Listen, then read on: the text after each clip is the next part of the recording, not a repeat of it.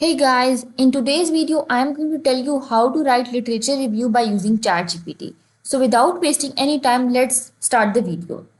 To save time, I have pre-written the prompts. You can pause the video and take screenshot of them.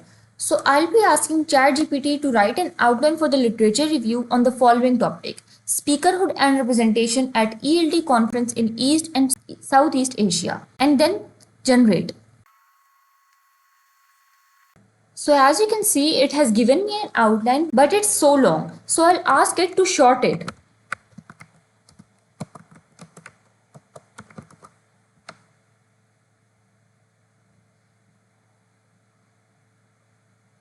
Okay, so here are some main points. Now I'll be asking ChatGPT to provide me 5 references for the above outline. Here are the 5 references for the above outline. Now I'll be asking ChatGPT to provide me 5 key research papers on the topic of native speakerism. It has provided me 5 key research papers on the topic native speakerism. Now I'll ask it to provide a summary of the latest research trend on the topic of native speakerism. You can also ask ChatGPT for the definitions, examples, and main criticism.